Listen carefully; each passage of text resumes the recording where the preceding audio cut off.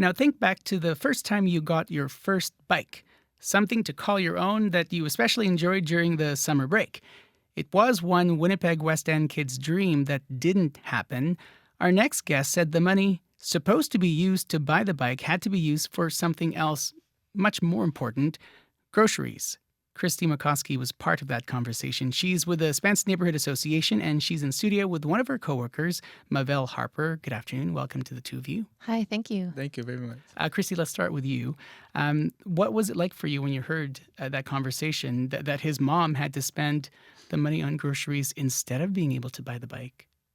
It was heartbreaking, and because he was so excited to get the bike. He knew what color he wanted, and when he explained why he didn't get the bike, he was so understanding, and I could tell that there was like a level of patience and such great character inside of him that he understood like we needed the food. What did you make of that that realization that, yeah, a bike is something that I saved money for. I wanted it, but groceries, I mean, food is food. What did you make of that level of understanding for this young kid? I thought of so many things. First of all, I thought that is just something that I couldn't relate to. I always had a bike, and when I grew out of that bike, I got another bike, and it was such a sense of freedom, and I didn't think of that when I was young.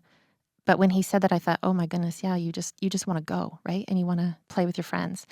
And I also thought, well, how responsible are you? Like, look at this character. He just seemed to understand. He was very disappointed. But the third thing that I thought instantly, I just thought, oh, I'm going to get you a bike. Mm-hmm.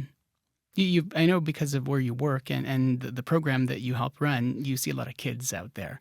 What do you notice when you see other kids with their bike or bikes as you sort of look across the street? Well, we have 30 to 40 children in our program right now from ages 6 to 12. There's only a few that have bikes, and they're not great bikes. Like, these bikes don't have brakes, and they're going full speed towards Ellis, and I'm always chasing after them. But the other kids are begging them for a turn, or they're talking about one day I'll get a bike, and they're already 12. And these are things that you've seen and you've heard because of the work that you do. And I see them just, sort of drooling over the kid that has the bike, and they're all vying for a turn. And I happened to mention that story of the groceries to my pastor, and he just said, yeah, let's get them all bikes. And I thought, oh, well, there's an idea. Mavelle, you've been part of the program that Christy does. It's called Building Belonging. You were a kid then. Yeah, I was a kid then. Now you're 18. Yeah, working for them. What kind of difference do you think it might have made for the folks around you when you were younger as part of the program to have something like a bike that you could call your own? I don't know. It's just Probably something that would have made a bit of a difference in terms of you feeling better about doing stuff and being a kid. yeah. Christy, you have posted online. I know you've also spoken to the folks in your communities. How responsive have people been about donating or finding a bike?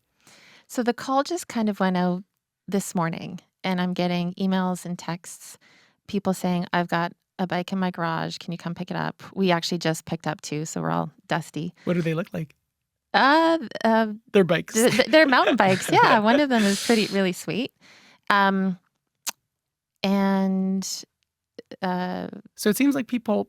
I mean, this is something that they care about as well. yeah, I just got a text right before coming in here of someone saying, I don't have a bike, but I'm going to give you money to go towards a bike. Mavelle, you were with Christy to pick up the bike. Yeah, I was. What was that like? Getting on the bike was like, it was all dusty and like heavy. What did the folks have a conversation with you about why they wanted to donate their bike? They didn't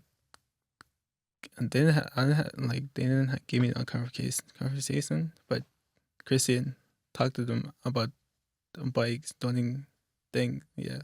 I know Christy spoke to you about that conversation she heard. What did you think when you heard that conversation about what happened?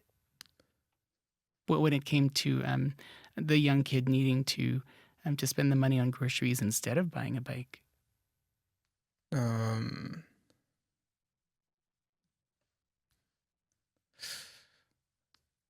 don't know.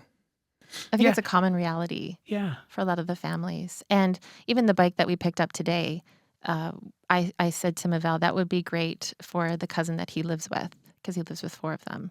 And so I just immediately thought, because they're all really wanting bikes too. So you put a call out. You and Mavel have picked up one already. What are you looking for exactly? Are you looking for bikes that might be broken and need fixing, or are you looking for bikes that are that work well, that you're hoping people will want to donate? Yeah, preferably bikes that are in good shape. We do have some volunteers that are going to be doing some minor repair, but I don't know anything about bikes. So hopefully they're just ready to go. And we'll be collecting them, like we're doing pickups. People can drop them off, and we'll be accepting them until the 28th of September. Mavel, you live in the neighborhood. What does the neighborhood look like when it comes to bikes? Do you see a lot of folks with bikes, or what Christy was describing, where people have one and they kind of I don't know if the word is fighting over, but they swap one who gets to ride the bike.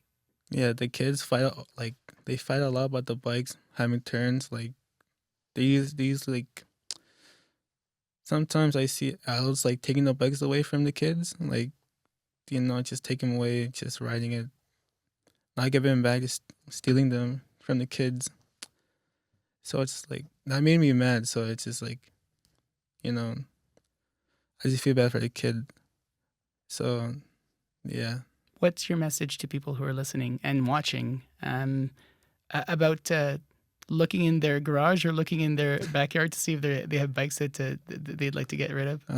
If you haven't like broken down bikes, you could donate them so we can make the kids in the West End like happy about it, and just like any bike that works, that'd be good for the kids. Yeah.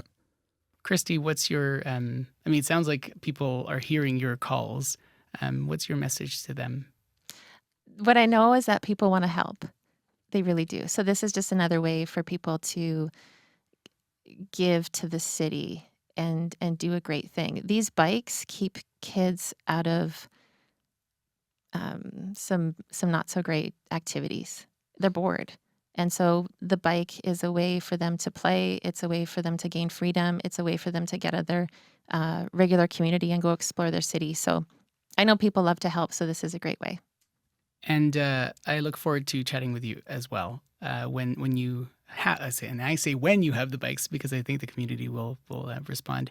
I should ask, how do people get a hold of you, or how would you like them to if they have a bike to get a hold of you?